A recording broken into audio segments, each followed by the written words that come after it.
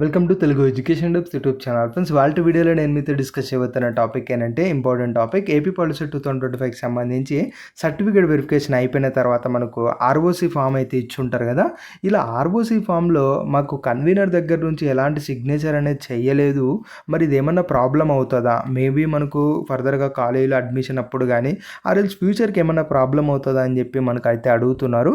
So దీనికి సంబంధించి details అనేది వాళ్ళ వీడియోలో అయితే తెలుసుకుందాం. సో వీడియో అనేది ఇంట్రెస్టింగ్గా యూస్ఫుల్గా ఉంటుంది. పూర్తిగా చూడడానికి అయితే ట్రై చేయండి. ఇక టాపిక్ అయితే స్టార్ట్ చేసే ముందు నా చిన్న రిక్వెస్ట్ ఏంటంటే ఇప్పటివరకు మన తెలుగు ఎడ్యుకేషన్ డెప్స్ యూట్యూబ్ ఛానల్ని మీరు ఎవరైనా సబ్స్క్రైబ్ చేయకోకుండా చూస్తున్నట్టయితే మీకు యూస్ఫుల్ అయ్యే ఇలాంటి వీడియోస్ కోసం అయితే సబ్స్క్రైబ్ చేసుకోండి. ఫ్రెండ్స్, ఇక టాపిక్లోకి వచ్చేసినట్టయితే మెయిన్గా సర్టిఫికేట్ వెరిఫికేషన్ అయిపోయిన తర్వాత మీకు రిసిప్ట్స్ ఆఫ్ సర్టిఫికేట్ అని చెప్పేసి ఆర్ఓసీ ఫామ్ అనేది ఇచ్చి ఉంటారు కదా.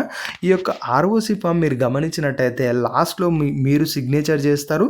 దాని తర్వాత మనకు అఫీషియల్స్ చేస్తారు. దాని తర్వాత మనకు కన్వీనర్ రిలేటెడ్గా ఒక సీల్ అయితే వేసి ఉంటారు. అలా సీల్ వేసిన తర్వాత అక్కడ మనకు ఒక అఫీషియల్స్ అన్న వాళ్ళు సిగ్నేచర్ అనేది చేయాల్సి ఉంటుంది. ఇది మేబీ కొద్దిమందికి చేసి ఉంటారు, కొద్దిమందికి చేయకపోయి ఉండొచ్చు. మరి ఇలా చేయలేదు అన్నప్పుడు ప్రాబ్లం ఏమన్నా అవుతుంది అంటే 100% ఏం ప్రాబ్లం అయితే అవ్వరు. మీరు టెన్షన్ పడాల్సిన అవసరం అయితే లేదు. ఎందుకంటే చాలామంది ఇది అడుగుతున్నారు. మీరు ఎలాంటి టెన్షన్ పడాల్సిన అవసరం అయితే లేదు. ఎందుకు అంటే ఇది మీ సైడ్ నుంచి మిస్టేక్ అయితే కాదు. ఖచ్చితంగా ఇక్కడ గుర్తుపెట్టుకోండి, సిగ్నేచర్కి ఎంత వాల్యూ ఉంటుందో సీలుకు కూడా అంతే వాల్యూ ఉంటుంది. సో మీ యొక్క కన్వీనర్ దాంట్లో సీల్ ఉందా లేదా అన్నది మీరైతే గమనించండి.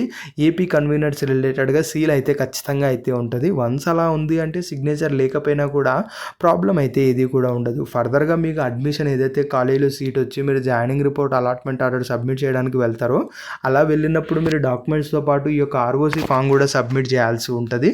సో ఇలా ఆర్ఓసీ ఫామ్ అక్కడ సబ్మిట్ చేస్తారు కాబట్టి ఇక్కడ కాలేజెస్ వాళ్ళు పెద్దగా దీన్ని అయితే తీసుకోరు, లైట్గానే తీసుకుంటారు కాబట్టి మీకు ఎలాంటి ప్రాబ్లం కూడా ఉండదు.